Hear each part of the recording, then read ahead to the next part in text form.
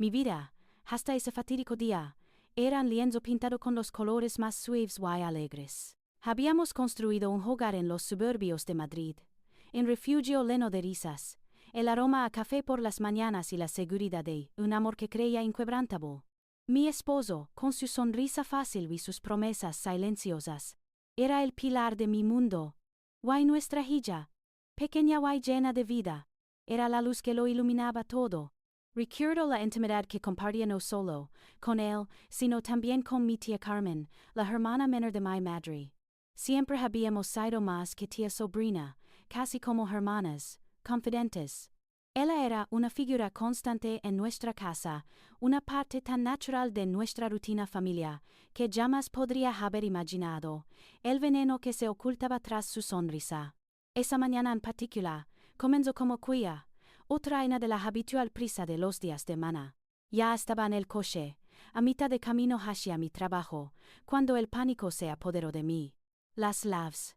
Las había olvidado sobre la mesa de la cocina, un pequeño fastidio que, en retrospectiva, se convirtió en el interrupto de mi propia destrucción. Di la vuelta sin pensarlo 2 veces, murmurando maldiciones, en voz baja por la inconveniencia, ajena al torbellino, que estaba a punto de desatarse. El silencio de la casa era inusual. No había ruido de la televisión, ni la música suave que mi esposo solía poner cuando trabajaba desde casa. Al abrir la puerta principal, una opresión indescriptible me envolvió. Mis pasos resonaron en pasillo, lentos, cautelosos, como si una fuerza invisible me empujara hacia adelante y me retuviera al mismo tiempo. Fue entonces cuando escuché los gemidos, débiles al principio, luego más claros, provenientes de nuestro dormitorio. Mi corazón se encogió. Un frío glacial recorrió mi espalda. Un escalofrío. Me detuve en seco, la respiración entrecortada. El pomo de la puerta, frío bajo mi mano temblorosa, se dio con un chirrido apenas audible. La imagen que se presentó ante mis ojos no era un cuadro, sino una explosión de cola. Sonido y horror. Él, mi esposo, y Carmen, mi tía, en nuestra cama. Sus cuerpos entrelazados, susurrando palabras que no logré comprender, pero cuyo significado era dolorosamente claro. El mundo se fragmentó, no pude emitir sonido. Mi boca se abrió, pero solo un susurro ahogado, un gemido de dolor indescriptible, escapó. La visión se volvió borrosa. Mi cabeza palpitaba y el estómago se me revolvía. Un olor dulzón, empalagoso, atracción mentira, llenó mis fosas nasales. Me tambaleé hacia atrás, mis manos instintivamente cubrieron mi boca para ahogar cualquier sonido que pudiera delatar mi presencia. Apenas pude asimilarlo. Pero fue lo que escuché después, a través del velo de mi propia desesperación, lo que clavó el puñal más profundo. No te preocupes por ella, es demasiado ingenua para darse cuenta. Di yo, la voz arrulladora de Carmen, y mi esposo respondió con una risa cruel. Sí, y con los papeles de la propiedad casi listos, pronto no tendrá nada que hacer. Mi corazón, que ya estaba hecho pedazos, se destrozó aún más. No era solo una traición física, era una conspiración fría y calculadora, un elaborado engaño, para despollarme de todo. La dulce historia de nuestra vida juntos se había desvelado como la más despiadada de las farsas. Retrocedí lentamente, sigilosamente, como un fantasma, en mi propia casa, con la puerta entreabierta, como un portal al infierno recién descubierto. Retrocedí, paso a paso, el eco de sus risas crueles y la imagen de sus cuerpos grabada a fuego en mi retina. El aire de mi propia casa se había vuelto denso, irrespirable, cargado con el hedor de la traición. Mi mente, en un intento desesperado por protegerse, se negó a procesar por completo lo que acababa de ver y escuchar. Había una parte de mí que gritaba, que quería volver abrí la puerta de par en par y desatar la furia que nacía en mi pecho, una furia tan grande que sentía que podría quemar el mundo entero. Pero otra parte, una voz fría y calculadora que apenas reconocía como mía, me detuvo. Ingenua, los papeles de la propiedad, esas palabras, no era solo un deslido la carne. Eran plan una cacería para despollarme de todo. Sí. Los confrontaba ahora, con el shock aún fresco y sin nada más que mi palabra. Él los negarían, manipularían. Yo perdería no solo mi matrimonio, sino mi dignidad y mi futuro. El pomo frío de la puerta de entrada era mi única salvación. Salido la casa como si el mismo diablo me persiguiera, mis pies moviéndose por inercia, el corazón latiéndome contra las costillas con una fuerza dolorosa. De vuelta en el coche, las llaves de la casa se sentían como una burla pesada en mi mano temblorosa. Me miré al espejo retrovisor, y un rostro pálido, ojos desorbitados y un temblor incontrolable en los labios. Pero entonces, una extraña calma, una resolución gélida, comenzó a instalarse. Si querían jugar un juego, yo también jugaría. Pero sería bajo mis reglas. No los confrontaría. No les daría la satisfacción de ver mi dolor. De alimentar su perversa victoria. No todavía.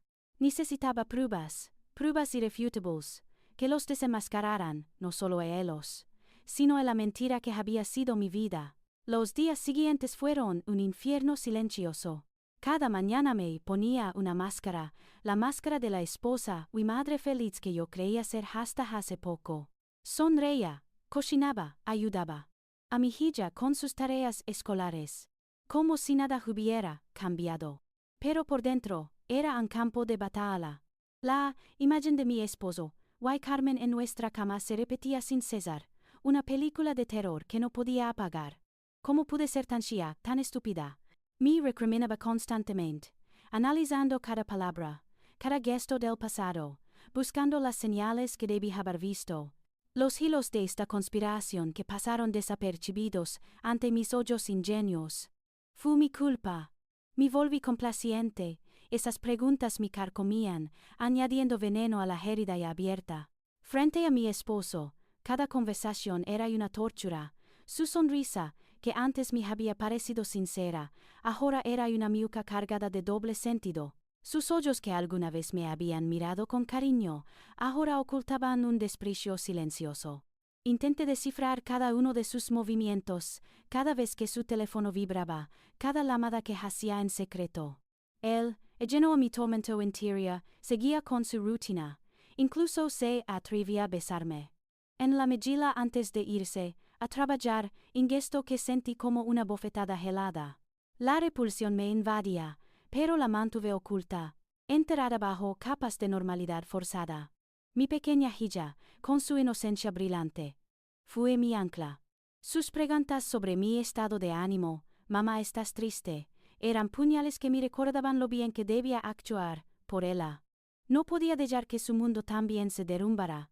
Por ella mantendría el castillo de arena en pie un poco más. Mi atención se agudizó. Me convertí en una sombra, una observadora silenciosa en mi propio hogar. Noté cómo mi esposo miraba su teléfono con una frecuencia inusual, cómo sus conversaciones se volvían susurros cuando yo entraba en la habitación. Y Carmen, mi tía, la confidente, la hermana, ella seguía visitándonos, trayendo sus típicas tartas o charlando animadamente con mi madre por teléfono, siempre con esa sonrisa empalagosa. Pero ahora en sus ojos vi algo diferente, una chispa de arrogancia, un brillo de satisfacción que antes había interpretado como afecto. Sus miradas furtivas hacia mi esposo, sus risas compartidas sobre chistes internos, que yo no entendía, eran pequeñas, dolorosas piezas de un rompecabezas macabro que ahora se armaba lentamente. El silencio entre nosotros era ensordecedor, pero dentro de ese silencio yo estaba aprendiendo a escuchar. Estaba aprendiendo a ver la verdad que se escondía detrás de las mentiras. Mi corazón sangraba, pero mi mente estaba decidida. Ya no era la mujer ingenua, estaba en guerra. La guerra había comenzado, pero no con gritos ni enfrentamientos. Era una guerra silenciosa, subterránea, librada, en la oscuridad de las noches, en los recovecos de nuestra propia casa, mientras el mundo exterior seguía su curso ajeno a mi infierno personal. Mi mente, que antes había buscado respuestas en la inocencia, ahora se había transformado en un detective implacable. Necesitaba pruebas, no solo para mí, sino para el mundo, para desenmascarar la vil farsa que habían montado. Mi primer objetivo era su ordenador, su teléfono. Eran extensiones de su vida, los diarios silenciosos de sus tresones. Esperaba la noche, la única tregua que me permitía la farsa de mi día a día. Una vez que mi hija dormía y él roncaba pesadamente en el lado opuesto de la cama, mi corazón comenzaba a latir con una fuerza salvaje. Me deslizaba afuera de la cama como en fantasma, el frío del suelo bajo mis pies en recordatorio constante de mi misión. Con manos temblorosas pero decididas, me sentaba frente a su portátil. Probé contraseñas obvias, fejas de cumpleaños, nuestro aniversario, el nombre de nuestra hija. Nada, la frustración me carcomía, pero la imagen de sus cuerpos entrelazados me impulsaba a seguir. Recordé una frase que él siempre usaba, un dicho familiar, we de repente, una idea, una combinación de letras, y números que creía intrascendente. Y funcionó. La pantalla se iluminó, abriendo un portal a la oscura verdad. Mis dedos volaron por el teclado, abriendo su correo electrónico, sus aplicaciones de mensajería. Cada clic era un golpe para mi alma. Allí estaban mensajes y fotos. Una avalancha de intimidad compartida, que no era conmigo. Vidas secretas, planes secretos, risas secretas. Veía sus palabras de amor, las citas en hoteles discretos, los apodos cariñosos que usaban. Sentí que el aire se me escapaba de los pulmones. Una punzada aguda en el pecho que me recordaba que el corazón seguía allí, latiendo. Aunque estuviera hecho pedazos. Pero lo más horrendo no eran las fotos explícitas o las palabras obscenas. Eran los mensajes sobre los papeles, sobre la estrategia legal, sobre cómo asegurar el futuro sin mí. Carmen no era solo una amante. Era una cómplice activa en un plan para despollarme de mis propiedades, de los ahorros de toda una vida, del mismo tejo bajo el que nuestra hija dormía. Hablaban de cómo transferir activos, de cómo ella, como familiar cercana, podría ayudar a gestionar ciertas inversiones. Mencionaban el poder notarial que me habían insistido en firmar hace unos meses, asegurando que era una simple formalidad para agilizar trámites, pero que ahora revelaba su verdadero y siniestro propósito. Mi ingenuidad, tan cruelmente señalada por Carmen, se había convertido en su herramienta más afilada. La indignación me invadió, en fuego helado que quemaba desde dentro. No era solo un asunto de celos o de honor herido. Era una cuestión de supervivencia, de robo de la supervivencia, de mi hija y la mía propia. Las lágrimas se mezclaron con el sudor frío que empapaba mi frente, pero esta vez no eran lágrimas de pena, sino de furia, una furia gélida y concentrada que me daba una claridad aterradora. Copié todos los archivos, cada mensaje, cada imagen, cada detalle de su diabólica conspiración. No quería perderme nada. Quería que la evidencia fuera tan abrumadora, que no tuvieran escapatoria. Cuando terminé, borré cuidadosamente cada rastro de mi incursión, cada huella digital que pudiera delatarme. Apagué el ordenador, volví a deslizarme en la cama y fingí dormir, pero mi mente estaba en ebullición. El dolor era insoportable, pero ya no era un dolor paralizante. Era el combustible que alimentaba mi determinación. Por mi hija, por todo lo que habíamos construido y por la justicia que merecía, esta guerra no solo sería silenciosa, sino también victoriosa. No era solo el fin de un matrimonio. Era el comienzo de mi propia batalla por la verdad y la dignidad. La mañana siguiente amaneció como un bofetón helado. La furia que me había impulsado a recopilar las pruebas se había solidificado en una determinación férrea, pero también había dejado un rastro de agotamiento brutal. Me levanté de la cama como si mi cuerpo fuera un peso muerto. Cada músculo tensado por la noche de revelaciones, la necesidad urgente de fingir normalidad. La farsa, la más cruel de todas las farsas, tenía que continuar. Por mi hija, por mi futuro, debía ponerme la máscara, representar el papel de la esposa feliz, la madre tranquila, como si el infierno no se hubiera desatado bajo mi propio techo. Frente al espejo, practiqué mi sonrisa, y un leve estiramiento de los labios, suficiente para no levantar sospechas, pero sin la calidez que solía irradiar. Mis ojos, sin embargo, delataban el cansancio y la rabia contenida. Los cubrí con una capa extra de maquillaje, intentando borrar la sombra de una noche de insomnio. Cada interacción con él era una tortura. Su buenos días sonaba vacío, su beso en mi mejilla, antes un gesto de amor, ahora era una invasión asquerosa.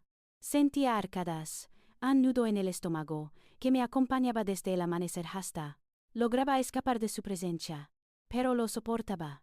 Cada palabra suya, cada mirada, la registraba en mi memoria como prueba adicional, alimentando el fuego de mi venganza silenciosa. Los encuentros familiares se convirtieron en campos de batalla emocionales. Carmen seguía siendo la tía querida, la hermana de mi madre, la invitada frecuente en nuestras comidas dominicales. Verla sentada en mi mesa, riendo con mi esposo, compartiendo anécdotas como si fueran el matrimonio perfecto, me revolvía las entrañas. Sus miradas furtivas, los pequeños roces de manos que disimulaban bajo la mesa, los chistes internos que compartían con una complicidad nauseabunda. Todo era una burla directa a mi cara. Se sentían seguros, intocables, convencidos de que yo era la ingenua que nunca se daría cuenta. Sentía el peso de su sobre mí, una mezcla de desprecio y triunfo, que me hacía querer gritar, romper la vagila, desvelar su inmunda verdad delante de todos. Pero mi cónyuge, me aferré a mi copa de vino, a la mano de mi hija, a la imagen mental de las pruebas guardadas en mi memoria, USB cara, fibra de mi ser, gritaba, pero mi exterior permanecía impasible. Mi hija con su inocencia, a veces notaba, mi semblante serio. ¿Estás bien, mamá? Me preguntaba, yo le sonreía, forzando la voz. Claro, mi amor, solo un poco cansada. Era la mentira más dolorosa de todas. La soledad me carcomía. Tenía este secreto, una bomba a punto de estallar, pero no podía compartirlo con nadie. Mi mejor amiga, Clara, era un faro de apoyo, pero aún no era el momento de cargarla con semejante peso. Mis padres, tan cariñosos y confiados, se destrozarían al saber la magnitud de la traición. Cargaba con el peso de la verdad sola. Cada noche en la cama, con él roncando a mi lado, me sentía más sola que nunca. El futuro se presentaba como un abismo oscuro, lleno de incertidumbre.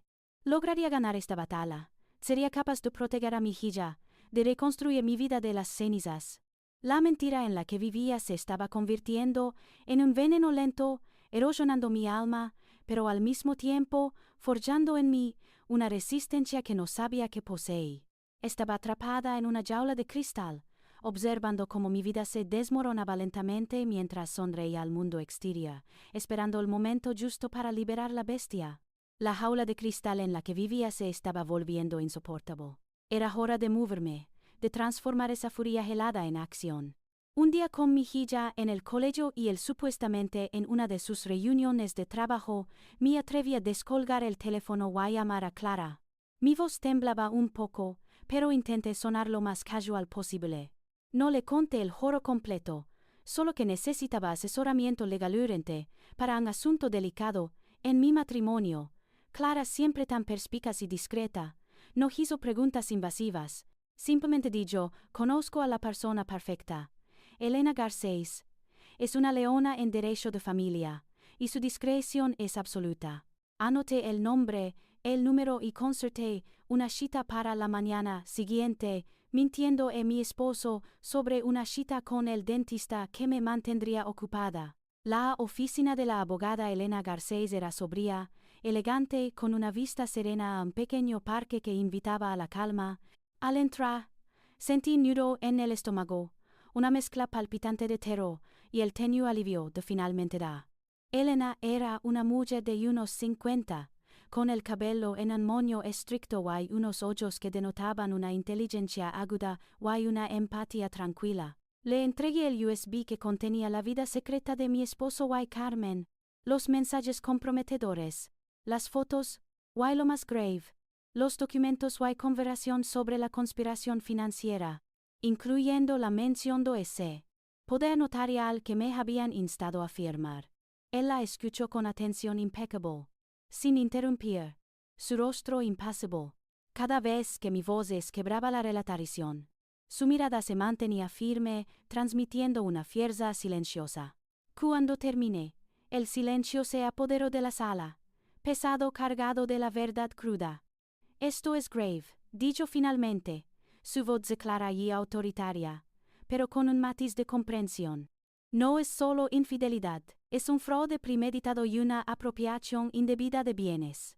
Tenemos un caso sólido, muy sólido, pero será una batalla encarnizada. Me explico el proceso legal. Primero la separación de bienes. Luego el divorcio contencioso. Dada la naturaleza de la traición y la conspiración, hizo hincapié en la importancia de la custodia de nuestra hija, que era sin lugar a dudas mi prioridad absoluta.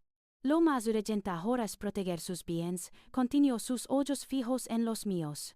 Dada la mención de ese poder notarial y que tenían para transferir propiedades, debemos actuar con rapidez y discreción.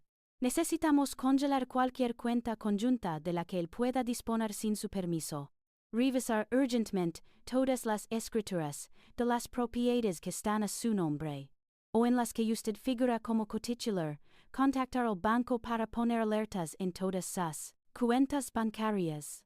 Y lo más importante, no firme absolutamente nada más, bajo ninguna circunstancia, sin consultarme primero.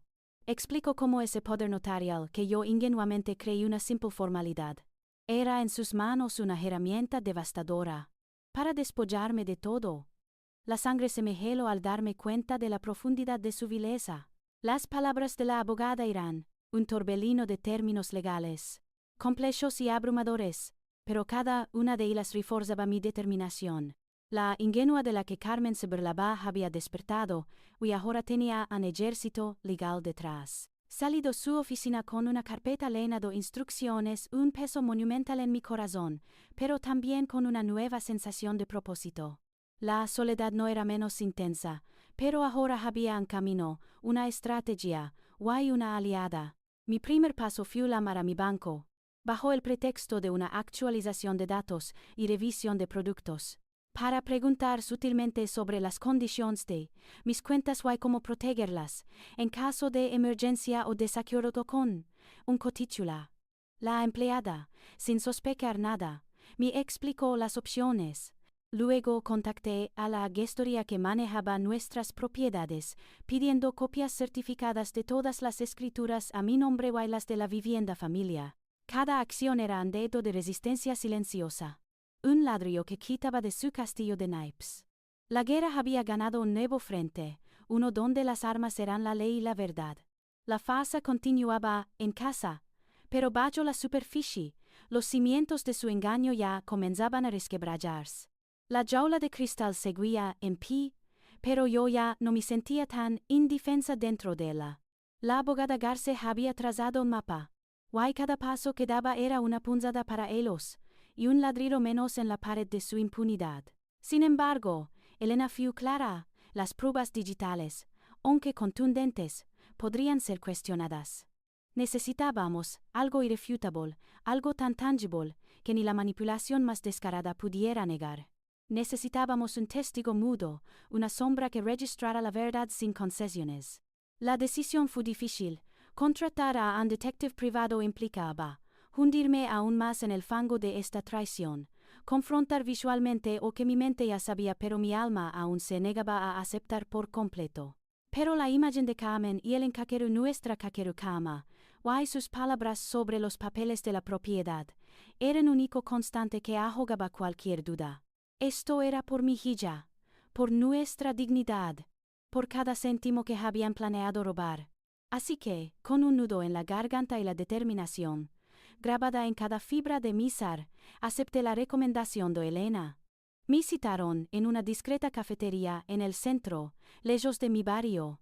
Cuando el hombre se sentó frente a mí, apenas lo reconocí como el detective Robles que Elena me había descrito. Era un hombre de mediana edad, con una mirada cansada pero penetrante, y un aura de silencio que inspiraba tanto respeto como un ligero temor. Sus movimientos eran pausados, sus palabras concisas y directas. Señora, dijo su voz grave, mi trabajo hoy es obtener la verdad. Sin juicios, sin emociones, solo hechos. Le entregué un sobre con la foto de mi esposo y Carmen, la dirección de su trabajo, la casa de mi tía y algunos detalles sobre sus rutinas. Mi voz apenas era un susurro al relatar la historia, pero él me escuchó, con una concentración total. anotando cada detalle en una pequeña libreta. Le expliqué el componente financiero de la traición, el miedo a que me despojaran de todo. Entendido, fue su única respuesta, y su mirada me aseguró que había captado la magnitud de la situación. Los días que siguieron fueron una agonía. Cada llamada telefónica desconocida me hacía saltar. Cada vez que mi esposo salía a trabajar o Carmen se ausentaba de casa, mi imaginación se desbocaba, pintando escenas horribles en mi mente. La esperanza se mezclaba con el pavor. Esperaba que Robles encontrara la evidencia, pero temía lo que vería. Era una tortura psicológica, un estado de alerta constante que me agotaba hasta los huesos. La máscara de normalidad se me hacía más pesada cada día. Luego llegó el mensaje. SQTY Professional. Resultados disponibles. A su disposición para consulta. Concerte otra cita con Elena. El corazón latiéndome con una fuerza brutal. En su oficina, sentada frente a la pantalla de su ordenador, mis manos sudaban frías. El señor Robles estaba allí, impasible, observando mi reacción. Elena abrió una carpeta. Tenemos algo, dijo suavemente. La primera imagen apareció en la pantalla.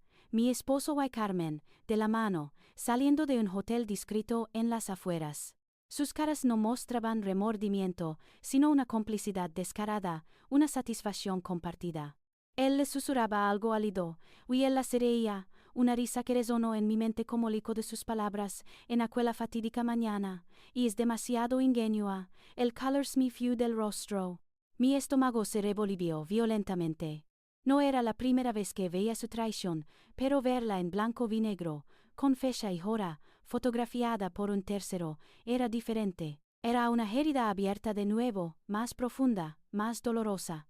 Luego vinieron más fotos, en un coche aparcado en un parque solitario, sus siluetas claramente visibles. En la entrada de un edificio de apartamentos que reconocí vagamente como el de una amiga de Carmen. Sus brazos entrelazados, sus bocas unidas en besos explícitos, sus cuerpos demasiado cerca para ser de simples tía y sobrino. Cada imagen era un puñal que se clavaba en mi pecho, arrancándome el aire. Sentía náuseas, una mezcla de ira, repugnancia y una profunda, gélida tristeza. Las lágrimas pugnaban por salir, pero mi visión estaba demasiado empañada por la furia. Eran ellos, sin lugar a dudas. En cada foto, el descaro, la desfachatez de su traición me golpeaba con una fuerza brutal. Elena, al ver mi estado, me ofreció un vaso de agua. Esto es lo que necesitábamos, dijo con firmeza, pruebas irrefutables. Para el juez, para la custodia, para todo. Robles asintió. No hay margen para la negación, señora. Las pruebas son concluyentes. Mire las imágenes una vez más, no con la incredulidad de la primera vez, sino con una fría certeza. La ingenua había sido una vez más el blanco de su burla, pero ahora armada con esta verdad cruda y dolorosa, ya no era una víctima silenciosa. Era una guerrera, y estas fotos eran sus primeras balas. El dolor era inmenso. Sí, pero bajo su velo, una resolución de acero comenzaba a forjarse. Ya no había vuelta atrás.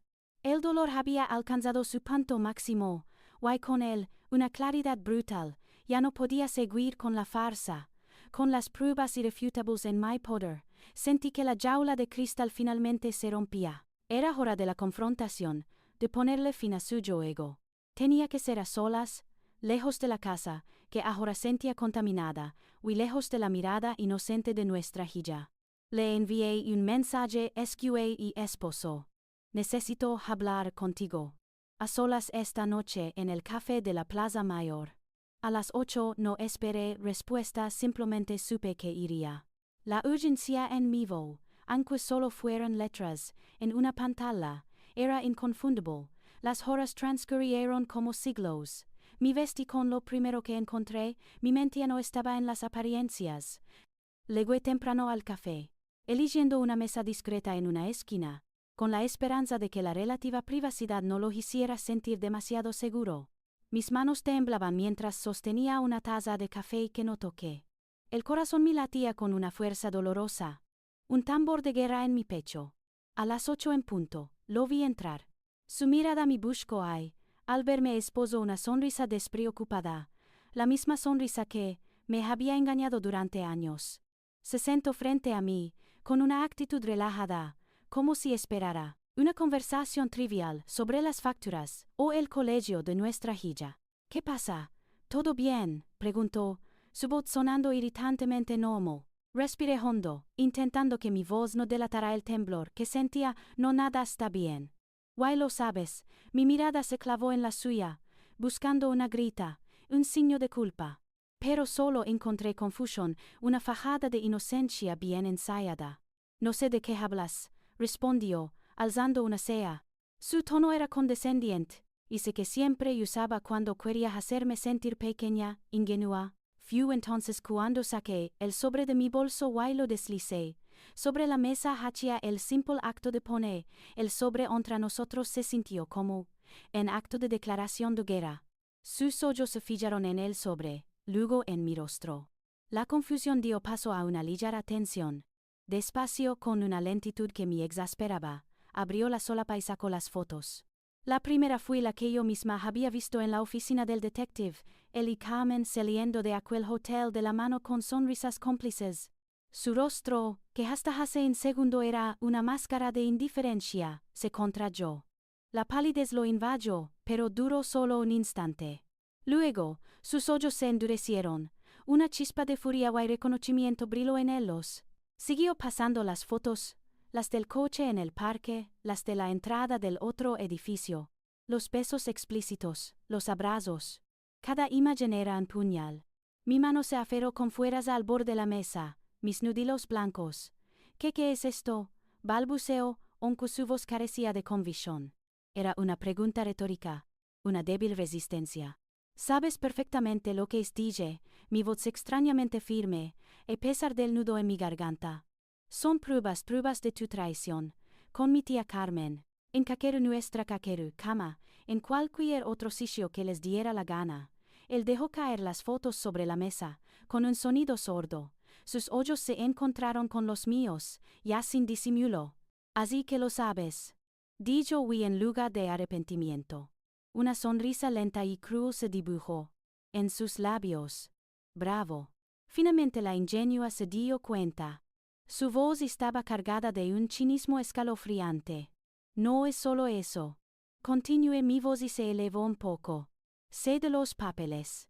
De la propiedad, como Carmen y tu planeaban quitarme todo, dejarme en la calle con mi hija, el poder notarial, las cuentas, todo. ¿Creíste que era tan estúpida?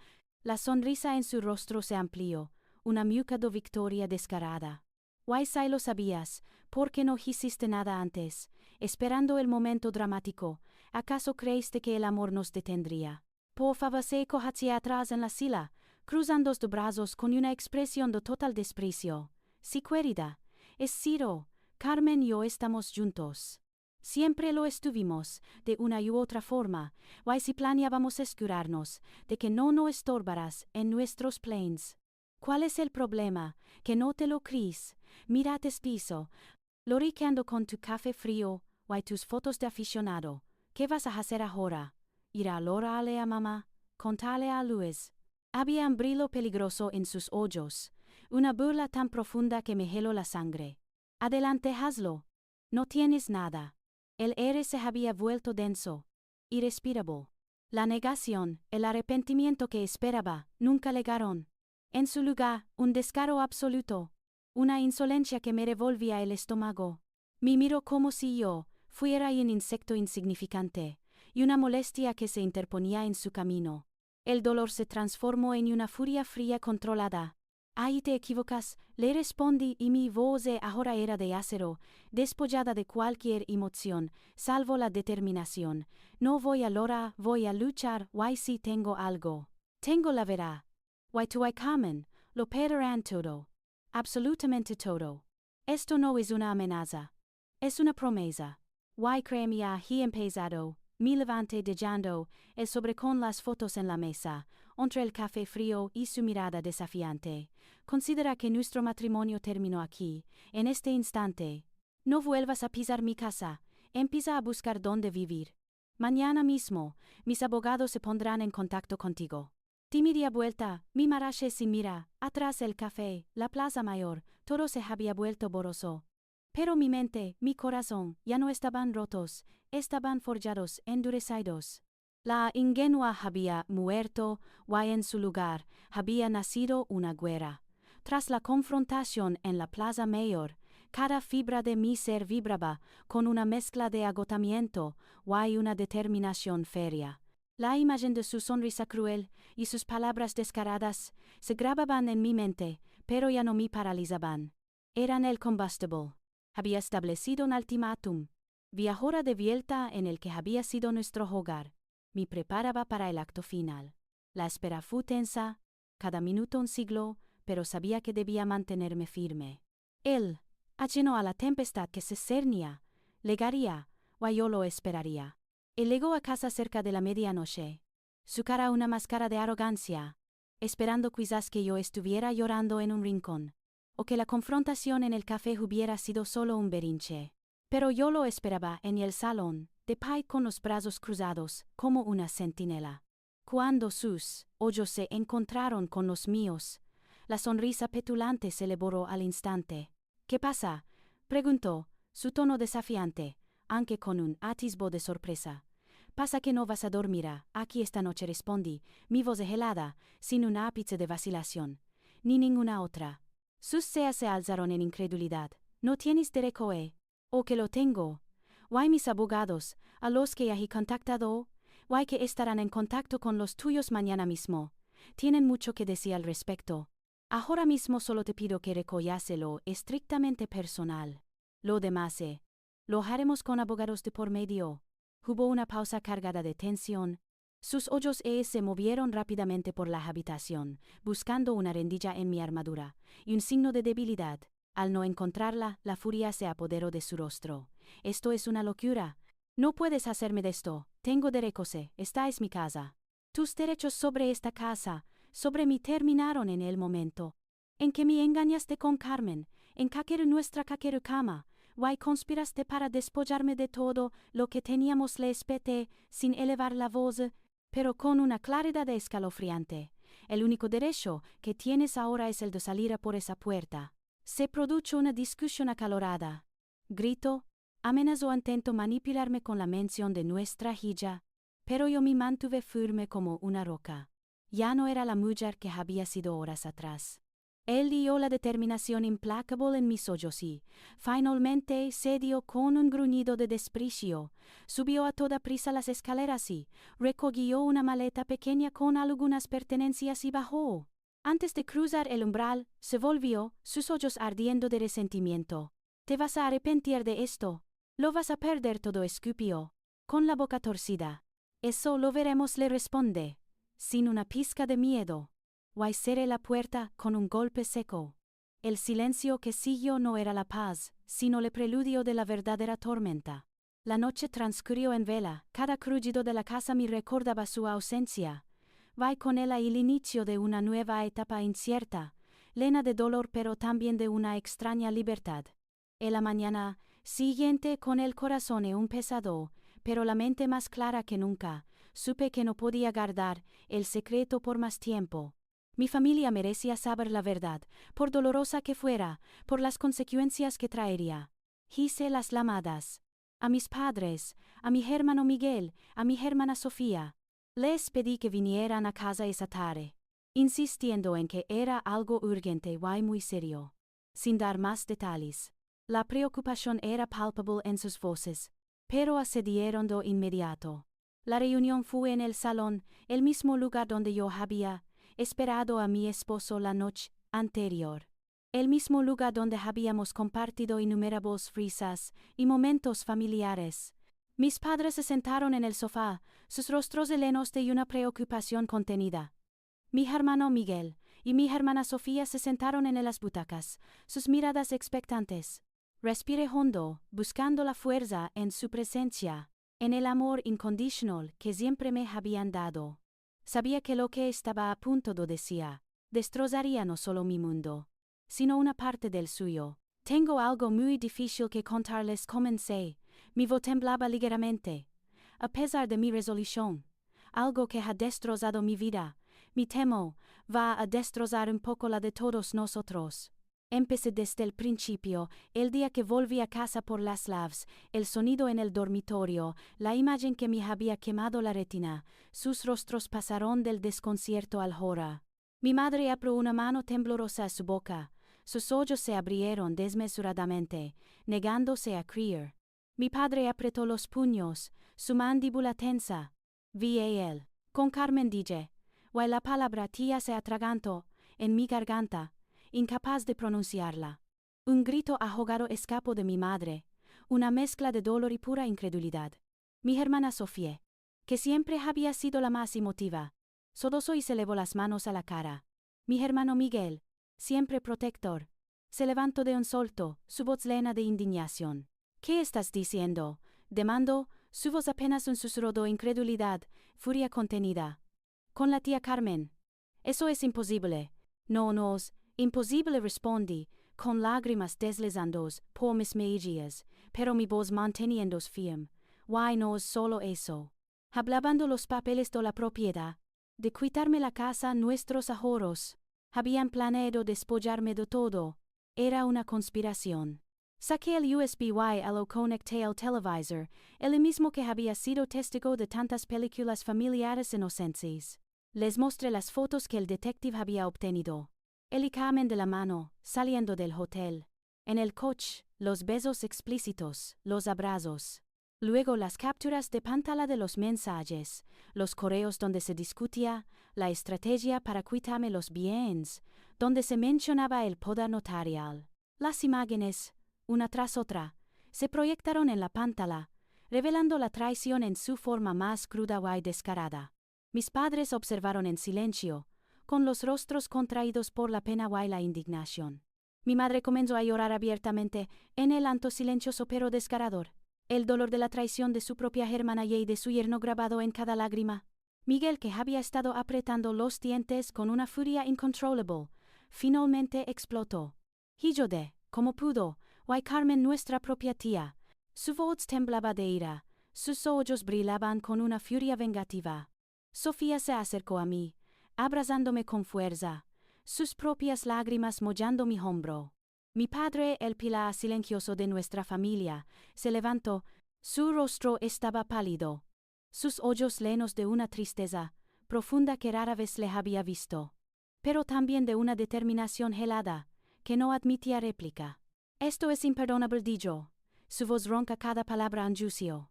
"Ni él ni Carmen volverán a pisar esta casa, jamás." La revelación fue una bomba que explotó en medio de nuestra familia, haciendo añicos la paz que creíamos tener. La imagen de mi tía Carmen, la querida hermana de mi madre, la tía consentida de mis hermanos, se hizo añicos ante sus ojos. Las grietas se extendían no solo por mi matrimonio, sino por el tejido mismo de nuestros lazos familiares. Las llamadas entre mi madre y Carmen, los almuerzos dominicales con ella, las reuniones de Navidad, todo se desvaneció en el aire. La traición no era solo mía, era una afrenta a toda la familia, un veneno que ahora circulaba por nuestras venas. Mis hermanos me aseguraron su apoyo incondicional, prometiendo estar a mi lado en cada paso del camino, pero la pena en los ojos de mi madre, al ver cómo su propia hermana había destrozado su propia familia, era insoportable. Era un dolor que iba más allá de mi propia herida, un dolor de lealtades rotas, de lazos de sangre manchados para siempre. El silencio que siguió a la revelación no fue de paz, sino de la reconstrucción dolorosa de un mundo que había sido completamente destrozado. Vaya, en ese silencio, sentí que la soledad, aunque compartida, aún me envolvía, pues el peso de la verdad era mío para llevar. Después de la tormenta emocional de la confrontación y la cruda revelación a mi familia, el silencio en casa no trajo paz, sino la preparación para una guerra diferente. Una que se libraría en los fríos salones de la justicia. Las lágrimas derramadas en los brazos de mi madre habían sido de liberación, sí, pero también de una renovada determinación. Con su apoyo incondicional y la firme guía de Elena Garcés, ya no había tiempo para lamentarse. Era el momento de pasar a la acción, era llevar mi batalla al frente legal y desmantelar, pieza por pieza, la red de engaños que habían tejido. Los días siguientes fueron un borrón de papeleo. Llamadas telefónicas y reuniones con Elena. Había una urgencia en cada movimiento, una necesidad imperiosa de desmantelar la red de mentiras y conspiraciones que mi ex esposo y Carmen habían tejido. Los primeros documentos de demanda de divorcio, detallando no solo la infidelidad sino también el intento de fraude, fueron presentados. Recuerdo el escalofrío que me recorrió cuando Elena me informó que él había recibido la notificación. Su respuesta, a través de su propio abogado, fue una mezcla predecible de negación, minimización de los hechos. Para mi sorpresa, una contrademanda ridícula la que intentaba culparme de negligencia marital. Y cuestionar mi idoneidad como madre. La oración era asombrosa, pero ya no me sorprendía. Las vistas judiciales se convirtieron en mi nueva realidad. El ambiente en los juzgados era frío, impersonal, un laberinto de pasillos grises y salas de espera llenas de rostros ajenos, cada uno cargando su propia tragedia. Cada vez que cruzaba la puerta de la sala, sentía una opresión en el pecho. Él estaba allí, al otro lado de la sala, sentado junto a su abogado, su mirada evasiva, o en ocasiones desafiante. Carmen, por fortuna, no hacía acto de presencia, pero su sombra, su traición flotaba en el aire de cada argumento. Horas y horas de discusiones sobre propiedades, activos, hipotecas, cuentas bancarias. Cada euro que habíamos ganado, cada inversión que habíamos hecho juntos, era ahora un campo de batalla.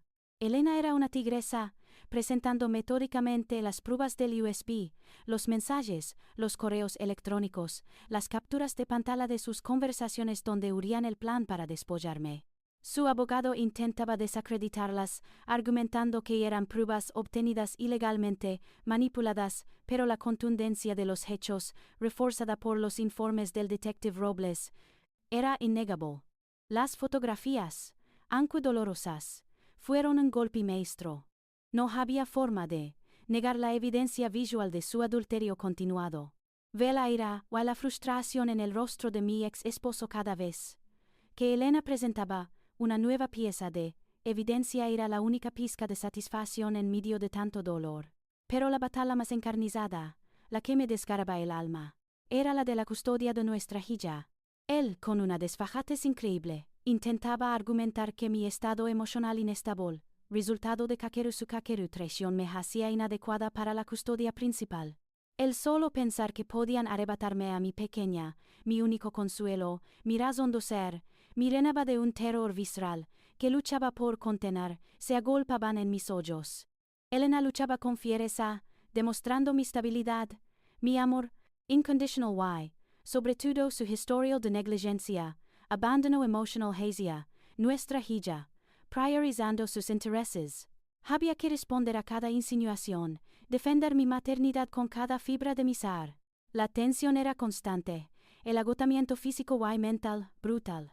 Las noches eran cortas, llenas de insomnio, repasando una y otra vez cada detalle, cada posible escenario. Mi cuerpo dolía, mi cabeza palpitaba, pero no podía darme el lujo de ceder. Por mi hija, por la justicia, por la ingenua, que ya no era, debía mantenerme firme. El proceso legal era una trituradora de almas, pero yo no me dejaría vencer.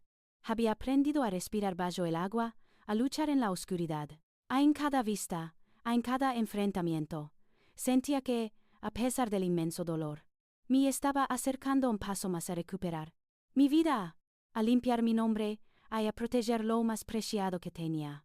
Los meses de batallas legales se habían extendido como una sombra sobre mi vida, transformando los pasillos de los juzgados en un terreno conocido, un campo de guerra donde cada documento era una trinchera y cada audiencia una escaramuza.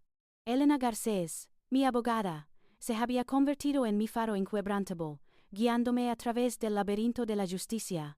Con su apoyo, habíamos presentado las demandas de divorcio, detallando no solo la infidelidad sino también el intento de fraude.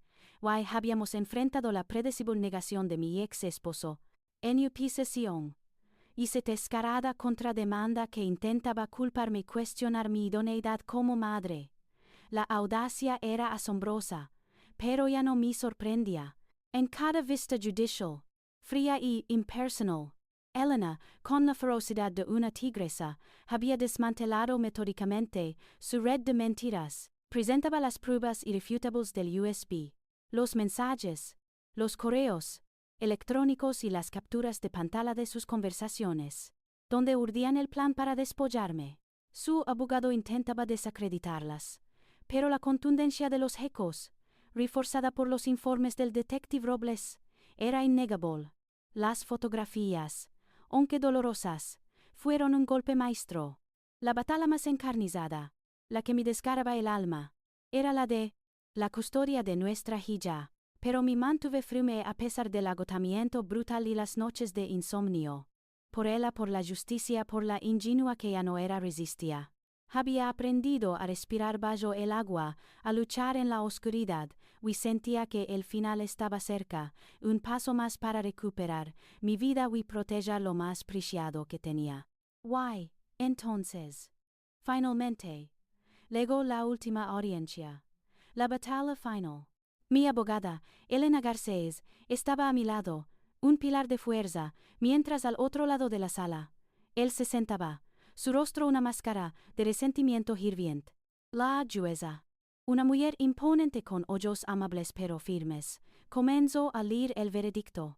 Cada palabra resonaba en la silenciosa sala del tribunal, lentamente pintando el cuadro de mi futuro. El tribunal, habiendo revisado todas las pruebas presentadas, comenzó la jueza, su voz resonando con autoridad. Concede el divorcio a la demandante, basándose en la probada infidelidad y el intento de fraude. Se otorga la custodia única, de la menor a la madre, con un régimen de visitas supervisadas para el padre, dadas las circunstancias agravantes. Además, ya se ordena la disolución del régimen de bienes gananciales de acuerdo con la ley, y se dictamina la atribución de la vivienda familiar, y así una compensación económica significativa a la demandante, debido a la grave vulneración de sus derechos patrimoniales o emocionales. Un suspiro colectivo recorrió la sala. Sentí la mano de Elena apretar la mía en señal de victoria. Él, al otro lado, se puso pálido, sus puños apretados bajo la mesa. Su abogado intentó objetar, pero la jueza lo interrumpió con un gesto tallante. La decisión era firme. Había ganado. Lo había logrado. Los bienes, la custodia de mi hija, mi dignidad, todo lo que había luchado con uñas y dientes para proteger, estaba a salvo. Debería haberme sentido eufórica. Debería haber sentido una oleada de alivio, de dulce venganza, de triunfo absoluto. Después de meses de agonía, de vivir una mentira, de luchar en los tribunales, el monstruo había sido derrotado. Pero, extrañamente, no sentí nada de eso.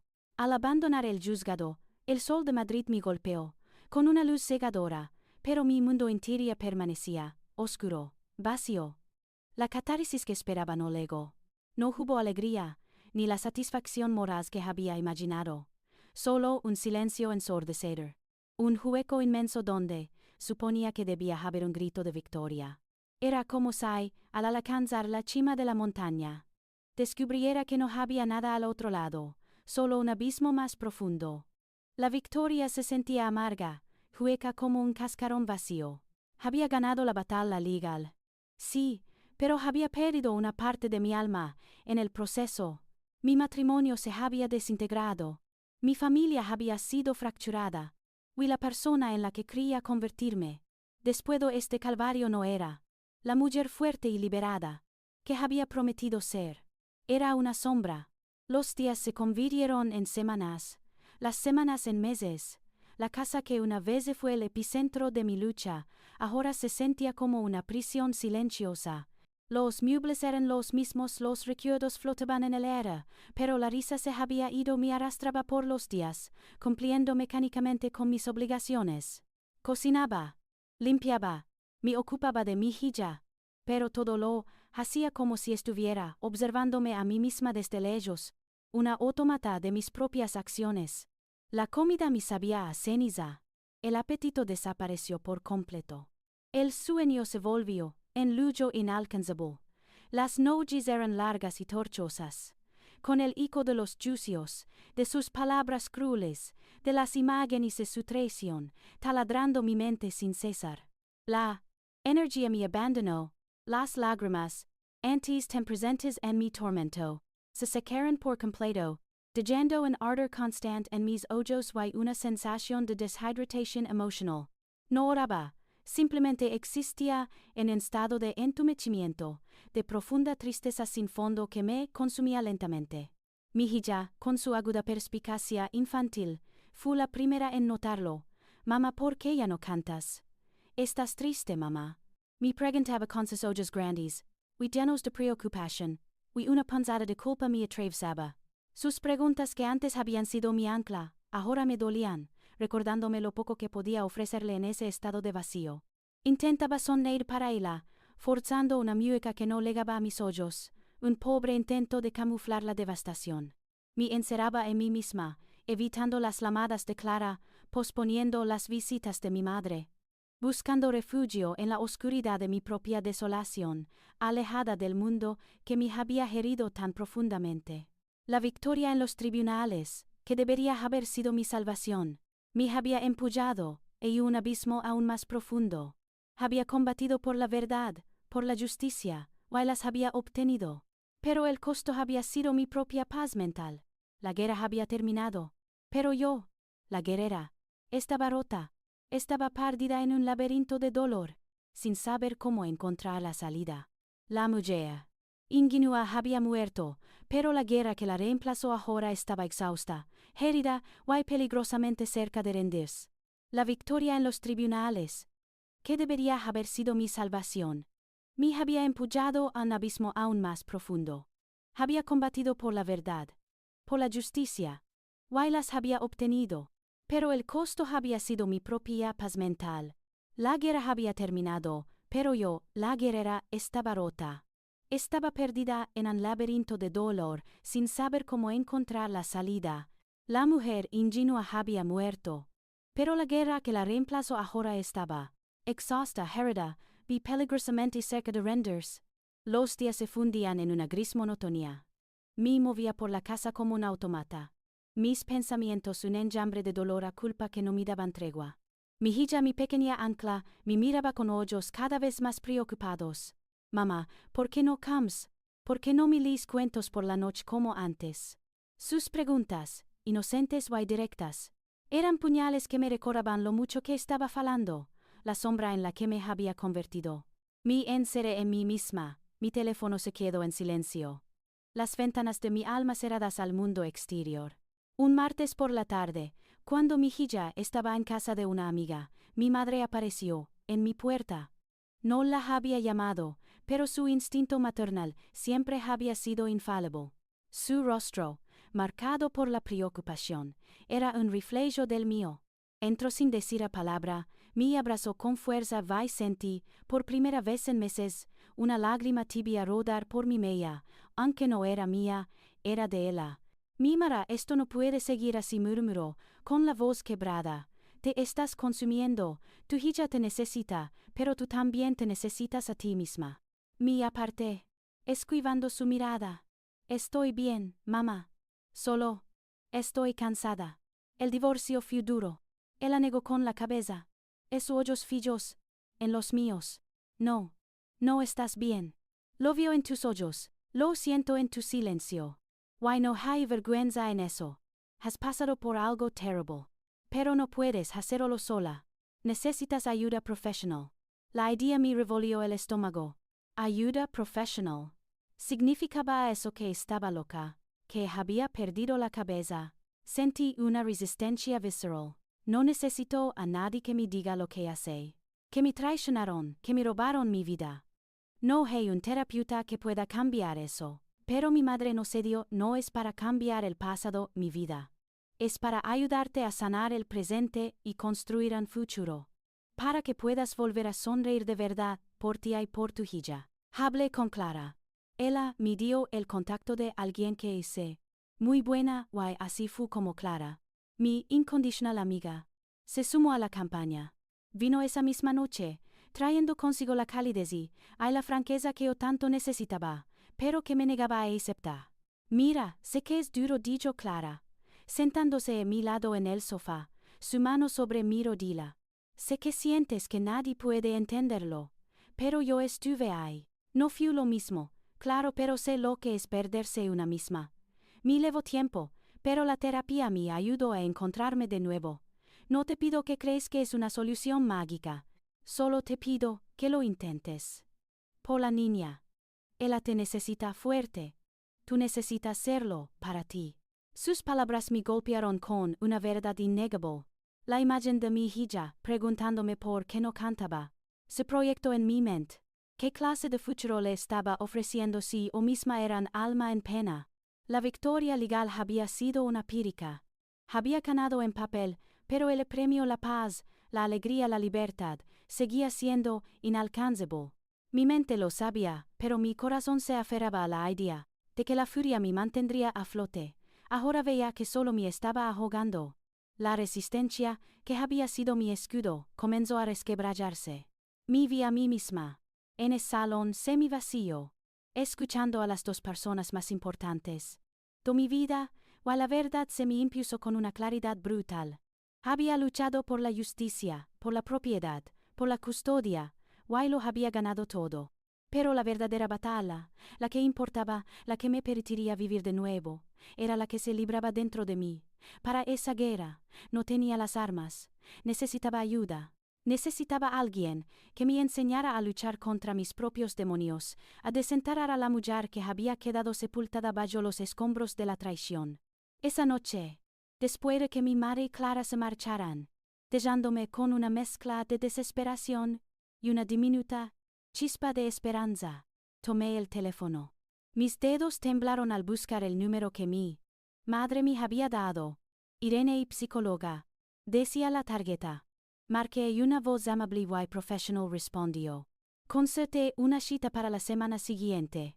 El acto fue pequeño, casi insignificante, pero se sintió como escalar una montaña. Era el primer paso, el más difícil, el reconocimiento de que la victoria en los tribunales no era la verdadera liberación, que la libertad no se ganaba en una sala judicial, sino en lo más profundo de mi propio ser. Yo, por fin estaba dispuesta a buscarla. La semana que siguió a esa llamada fue una tortura silenciosa. Cada día me preguntaba si había hecho lo correcto, si realmente había algo que en extraño pudiera decirme para aliviar el peso de mi alma. Pero la promesa a mi hija, la súplica en los ojos de mi madre y la mano firme de Clara, me empujaron hacia adelante. La mañana de mi primera cita con Irene, mi corazón latía como en tambor desbocado. La oficina de Irene era sorprendentemente acogedora, un refugio de calma con luz tenue y el suave aroma a lavanda. Ella era una mujer de unos 50, con una voz serena y unos ojos penetrantes, que sin decir una palabra, parecían ver directamente a mi alma. Me invitó a sentarme en un sillón cómodo, y por primera vez en mucho tiempo, me sentí segura para bajar la guardia. En esa primera sesión, apenas pude hablar, las palabras se atascaban en mi garganta. Las lágrimas esas que no había derramado en meses comenzaron a fluir de nuevo calientes y amargas. Pero Irene no me presionó, solo escuchó, asintiendo con una comprensión profunda. Su presencia era una roca silenciosa que me permitía desmoronarme sin miedo. Me ayudó a entender que el dolor era una parte necesaria del proceso, que no podía evitarlo, sino que debía atravesarlo. Hablamos de la traición, de la ira hirviente, de la humillación. Me hizo preguntas que nunca me había atrevido a hacerme a mí misma, abriendo puertas a habitaciones oscuras que prefería mantener celadas. Una de las primeras lecciones que grabó en mí fue la de despojarme de la culpa. Usted no es responsable de la vileza de otros, me dijo con una voz suave pero firme. Usted vio la víctima de un acto premeditado y cruel. Su ingenuidad no es una falla. Es un rasgo de confianza que ellos explotaron de la manera más despreciable. Esas palabras fueron un bálsamo para la herida más profunda. La vergüenza de haberme sentido estúpida, de haber sido la ingenua. Poco a poco las sesiones con Irene se convirtieron en mi santuario. Me enseñó a diferenciar entre la culpa y la responsabilidad. Comprendí que, aunque no era responsable de su traición, sí era responsable de mi propia curación. Empecé a mirarme a mí misma con otros ojos, no como la mujer quebrada, la víctima eterna, sino como la superviviente que había luchado con garras y dientes por su hijab y su dignidad. Descubrí una fortaleza en mí que desconocía, una resistencia que había emergido de las profundidades de la desesperación. Irene me instó a escribir e expresar lo que sentía sin filtros, en un diario. A hablar con mí, yo de antes, la ingenua, o a perdonarla por creer en el amor, por confiar en exceso. El acto de perdonarme a mí misma por no haber visto las señales, por haber amado ciegamente, fue un bálsamo que empezó a disolver el veneno de la autocondena. No significaba olvidar, pero sí liberarme de su peso. Empecé a sentir una calidez tenue, un respeto por la mujer que estaba reconstruyendo. Con cada sesión, mi alma se despollaba de capas de amargura. Los insomnios disminuyeron su asedio. Hay un atisbo de apetito, tenue al principio, comenzó a despertar. Irene me guió para reabrir las ventanas de mi existencia, reconectando con destellos de alegría que creía perdidos. Fue un proceso de redescubrimiento, un alento de cielo que permitía a la luz entrar de nuevo, revelando un camino hacia la reconstrucción. Entendí que la felicidad no era un destino, sino un camino, que se trazaba con cada pequeño acto de valentía. Que no se trataba de borrar el pasado, sino de aprender a vivir con sus cicatrices, convirtiéndolas en insignias de mi supervivencia. La guerra no había muerto, se estaba curando, transformándose, renaciendo de sus cenizas, no para la venganza, sino para la vida misma. La luz había regresado a mi vida, no como un destello fugaz, sino como un amanecer lento y constante. Las cicatrices permanecían, pero ya no dolían, sino que contaban una historia de resiliencia. La terapia con Irene había sido el faro que me guió fuera de la tormenta. Y ahora día se sentía como una oportunidad para redescubrir la alegría. Había vuelto a pasear por los parques, a disfrutar del simple placer de ver a mi hija correr libremente. Fue en uno de esos días, mientras buscábamos ardillas entre los árboles, cuando el destino decidió tejer un nuevo hilo en mi tapiz. Mi hija corretaba por los columpios, ajena a mis pensamientos, cuando escuché una voz familiar llamando mi nombre. Me giré, mi corazón dio un pequeño salto. Era Pablo, un amigo de la universidad, al que no veía desde hacía más de una década. Su sonrisa era la misma, genuina, cálida de esas que llegan a los ojos. El tiempo había añadido algunas líneas a su rostro, pero sus ojos conservaban la misma chispa de antaño, una mezcla de inteligencia y bondad. No puedo creerlo. ¿Eres tú cuánto tiempo?, exclamó acercándose con una alegría contagiosa. El encuentro fue inesperado, pero extrañamente reconfortante. Hablamos durante lo que parecieron horas, sentados en un banco mientras mi hija jugaba cerca. Le conté, de forma superficial y sin entrar en detalles morbosos sobre el divorcio, la traición, el largo camino de la recuperación. Él escuchó con una empatía palpable, sin juicios, solo con una comprensión silenciosa que era un bálsamo para mi alma aún en proceso de cicatrización. Descubrí que él también había pasado por un divorcio difícil hace unos años, lo que nos unió en entendimiento tácito sobre el dolor de las heridas invisibles. Hablamos de nuestros hijos, de la vida, de los sueños rotos que aún podíamos reconstruir. Había una ligereza en su presencia, una sensación de paz que no había sentido en mucho tiempo. Intercambiamos números, prometiendo no dejar pasar tanto tiempo sin vernos de nuevo. Las primeras semanas fueron delamadas, mensajes casuales, luego cafés discretos, paseos por el parque, siempre con la promesa de una conversación sincera, y sin pretensiones. Él no intentó forzar nada, no empujó los límites de mi vulnerabilidad. Respeto mis tiempos, mis cicatrices, mi necesidad de ir despacio, de reconstruir la confianza a mi propio ritmo. Con él no sentía la necesidad de ponerme una máscara, podía ser a yo misma, la mujer con un pasado doloroso, pero también con esperanzas renovadas. Su escucha activa, su paciencia y la ternura en sus gestos fueron construyendo un puente sobre el abismo de desconfianza que se había instalado en mí. Lo más importante y conmovedor fue su relación con mi hija. Pablo la trataba con un cariño y una naturalidad que derritieron mi corazón. Jugaban, reían, Él le contaba historias fantásticas y la escuchaba con genuino interés. Nunca intentó reemplazar a su padre, sino que se convirtió en una figura de apoyo, de alegría, de estabilidad. Verlos juntos, tan cómodos, tan felices, era una bendición que no creía merecer, un testimonio silencioso de que la vida, a pesar de todo, seguía ofreciendo segundas oportunidades. Mejilla volvió a cantar con la espontaneidad de antes. Sus dibujos se llenaron de colores más brillantes. Y su risa, antes algo contenida, ahora resonaba libre y espontánea por toda la casa. Los miedos nocturnos disminuyeron, reemplazados por la seguridad que se había cimentado a nuestro alrededor, una sensación de hogar que volvía a ser real. Las noches de cuentos volvieron, pero ahora con un brillo diferente en sus ojos, sabiendo que yo estaba allí, presente de verdad, no solo en cuerpo. Las salidas al parque ya no eran solo para buscar ardillas, sino para disfrutar del sol, de la compañía, de la simple alegría de estar juntas, a menudo con Pablo a nuestro lado. Era un amor diferente al que había conocido antes.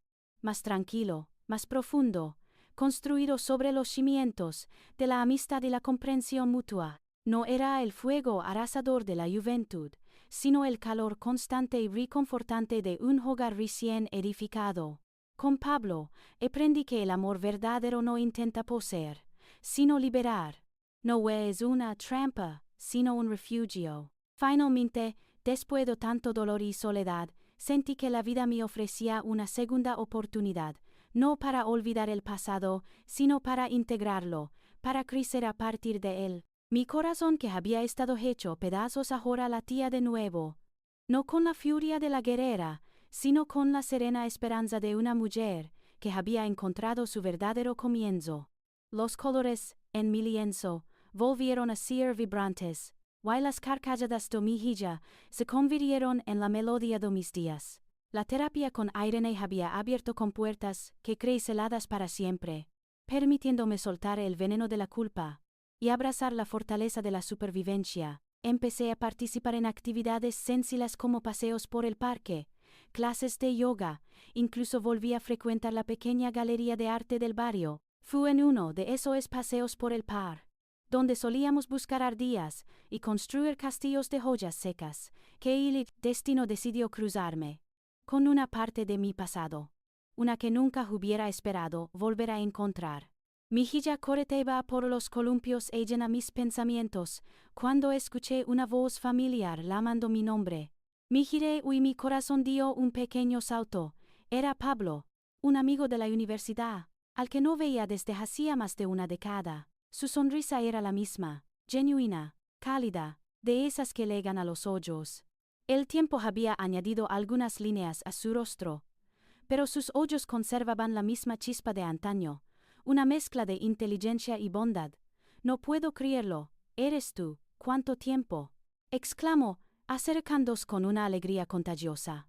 El encuentro fue inesperado, pero extrañamente reconfortante. Hablamos durante lo que parecieron horas, sentados en un banco mientras mi hija jugaba cerca.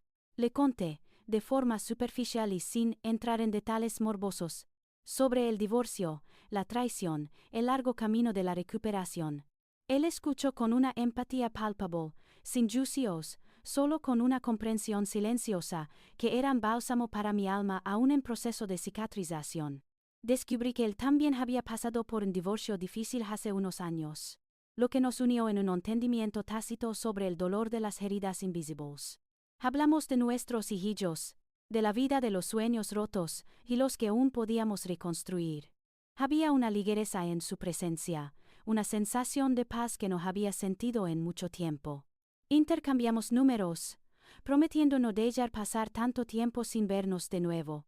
Las primeras semanas fueron de llamadas, mensajes casuales. Luego cafés discretos, paseos por el parque, siempre con la promesa de una conversación sincera y sin pretensiones. Él no intentó forzar nada, no empujó los límites de mi vulnerabilidad. Respetó mis tiempos, mis cicatrices, mi necesidad de ir despacio, de reconstruir la confianza a mi propio ritmo. Con él no sentía la necesidad de ponerme una máscara, podía ser yo misma, la mujer con un pasado doloroso, pero también con esperanzas. renovadas. Su escucha activa, su paciencia y la ternura en sus gestos fueron construyendo un puente sobre el abismo de desconfianza que se había instalado en mí. Lo más importante, y conmovedor fue su relación con mi hija. Pablo la trataba con un cariño y una naturalidad que derritieron mi corazón. Jugaban, rían, él le contaba historias fantásticas y la escuchaba con genuino interés. Nunca intentó reemplazar a su padre, sino que se convirtió en una figura de apoyo, de alegría, de estabilidad. Verlos juntos, tan cómodos, tan felices, era una bendición que no creía merecer, un testimonio silencioso de que la vida, a pesar de todo, seguía ofreciendo segundas oportunidades. Mi hija volvió a cantar con la espontaneidad de antes. Sus dibujos se llenaron de colores más brillantes. Y su risa, antes algo contenida, ahora resonaba libre y espontánea por toda la casa. Los miedos nocturnos disminuyeron, reemplazados por la seguridad que se había cimentado a nuestro alrededor, y una sensación de hogar que volvía a ser real. Las noches de cuentos volvieron, pero ahora con un brillo diferente en sus ojos, sabiendo que yo estaba allí, presente de verdad, no solo en cuerpo. Las salidas al parque ya no eran solo para buscar ardillas, sino para disfrutar del sol, de la compañía, de la simple alegría de estar juntas, a menudo con Pablo a nuestro lado. Era un amor diferente al que había conocido antes, más tranquilo, más profundo, construido sobre los cimientos de la amistad y la comprensión mutua. No era el fuego abrasador de la juventud, sino el calor constante y reconfortante de un hogar recién edificado. Con Pablo, aprendí que el amor verdadero no intenta poseer, sino libera. No es una trampa, sino un refugio.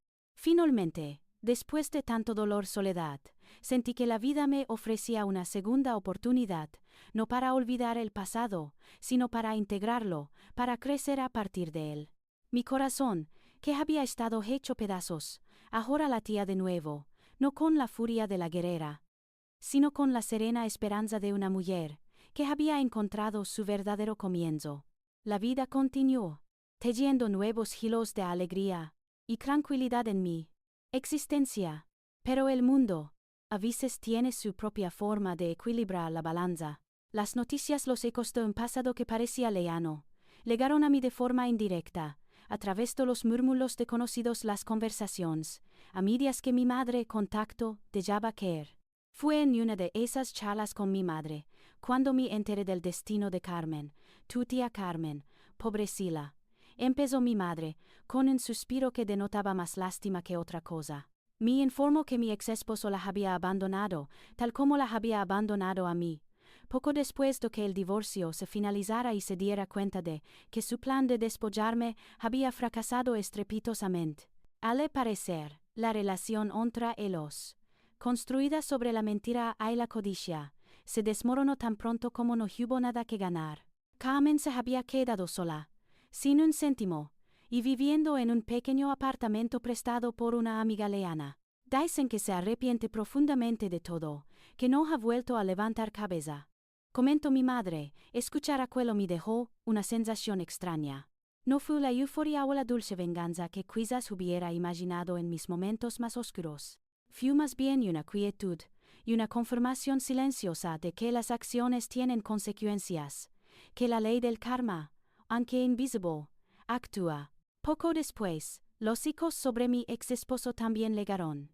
Las pérdidas en el juicio, especialmente la compensación económica y la pérdida de la custodia de nuestra hija, habían afectado gravemente su economía. Sus inversiones habían fracasado, su negocio había caído en picada tras el escándalo. Muchos de sus antiguos colegas y amigos le dieron la espalda. Al conocer la magnitud de su traición, se decía que vivía en un pequeño piso de alquiler, con una vida social prácticamente inexistente, que había caído en una profunda depresión, lidiando con el peso de su propia soledad, el desprecio generalizado. El hombre que había creído poder tenerlo todo, había terminado por no tener casi nada. En otros tiempos, esta noticia me habría traído una satisfacción feroz, en grito de victoria interna. Pero ahora, sentada en mi jardín, viendo a mi hija jugar y a Pablo leer tranquilamente a mi lado, la única emoción que sentía era una profunda calma, No había regocijo, ni odio, ni siquiera un vestigio de la rabia, que una vez se me había consumido. Solo la serena comprensión de que cada persona labra su propio destino. Me di cuenta de que mi verdadera libertad no residía en su castigo, sino en mi propia capacidad para soltar, para perdonar, no a ellos por lo que hicieron, sino a mí misma por el peso que cargué durante tanto tiempo. Había sido una guerra, sí, había ganado mi guerra, pero la victoria más grande no fue en los tribunales, ni en la caída de mis traidores. Fue en la recuperación de mi paz interior, en el redescubrimiento del amor y en la sonrisa de mi hija. Había soltado la carga del odio, el veneno de la amargura. Mi corazón estaba ligero. Mi alma, finalmente, estaba en paz. La paz que había encontrado no era el final del camino, sino el terreno fértil sobre el que florecería mi verdadero futuro. Con Pablo a mi lado, cada día era un paso más lejos de la sombra, y un paso más cerca de la luz. Su amor no era un torbellino, sino una corriente constante y serena que me nutría, que me permitía ser yo misma, con todas mis cicatrices y todas mis esperanzas. El siguiente capítulo de nuestra historia se escribió de forma natural, sin prisas, con la certeza de que este era el hogar que mi alma había anhelado. Decidimos casarnos en una ceremonia sencilla, íntima, rodeados solo por aquellos que habían sido mis pilares, mi madre, mi padre, mis hermanos Miguel y Sofía, mi querida Clara y Irene, y la psicóloga que me había guiado de vuelta a mí misma. El lugar elegido fue un pequeño jardín botánico en las afueras de la ciudad, un oasis de verde y flores que reflejaba la nueva vida que estábamos construyendo. No quería ostentaciones, solo la pureza de un compromiso que había crecido desde la amistad y el respeto más profundos. Mi vestido era de encaje suave, sin grandes pompas, en lugar de un velo, y unas pequeñas flores blancas entre el cabello. Mi hija fue la parte más hermosa de la celebración. Vestida con un pequeño vestido a juego con el mío, llevaba un canasto lleno de pétalos de rosa, que esparcía con una alegría contagiosa por el pasillo improvisado. Sus risas cristalinas resonaban en el aire, una melodía que disipaba cualquier vestigio de tristeza. Cuando Pablo y yo nos dimos la mano frente a la lluvia de paz, él se colocó justo entre nosotros, aferrándose a nuestras piernas, mirándonos con sus ojos llenos de una curiosidad, una felicidad infantil que nos llenó el corazón. Era la confirmación silenciosa de que estábamos construyendo un hogar, no solo una pareja. Las palabras que intercambiamos Pablo y yo fueron más allá de los votos tradicionales. Hablamos de la paciencia, de la comprensión, de la belleza de las segundas oportunidades, y de la promesa de construir un futuro lleno de respeto mutuo, y amor incondicional. Sus ojos llenos de ternura me hicieron sentir completamente vista, aceptada, amada tal como era, sin necesidad de máscaras. Miré a mi hija, luego a Pablo. Por primera vez en mucho tiempo, sentí que mi sonrisa no era un esfuerzo, sino un reflejo puro de la alegría que me inundaba. No había arrepentimientos, no había sombras del pasado, solo el presente, vibrante y lleno de posibilidades. En ese momento, mientras el sol se filtraba entre las joyas de los árboles, iluminando la escena, comprendí la magnitud de mi transformación. Ya no era la mujer ingenua, la víctima de la traición, ni siquiera la guerrera consumida por la venganza. Era una mujer fuerte, forjada en el fuego de la adversidad, pero que había elegido la compasión y el amor sobre el odio. Había aprendido que el control de mi vida no residía en las batallas ganadas contra otros sino en la capacidad de forjar mi propio camino, de tomar mis propias decisiones, de amarme y respetarme lo suficiente como para exigir lo mismo de los demás. El matrimonio con Pablo no era un cuento de hadas que borraba el pasado. Era la valiente elección de abrazar el futuro, de construir sobre cimientos sólidos de verdad y confianza. Mis cicatrices permanecían, recordándome la fuerza que había encontrado, pero ya no dolían. Eran el mapa de mi supervivencia, la prueba de que incluso después de las tormentas más feroces, el sol siempre vuelve a salir. Hoy miro mi vida y una libertad que va más allá de la ausencia de cadenas. Es la libertad de mi espíritu, de mi corazón, de mi voz. La libertad de amar y ser amada sin reservas. de ser una madre presente y fuerte, de vivir cada día con gratitud y propósito. Mi viaje me enseñó que la verdadera felicidad no se encuentra en la ausencia de dolor, sino en la resiliencia para superarlo, en el coraje para sanar y en la capacidad de abrir el corazón a un nuevo comienzo. Mi verdadero hogar, no en una casa, sino dentro de mí misma, y en el amor que compartía con mi hija, y con Pablo. Y esa, sin duda, era mi verdadera libertad,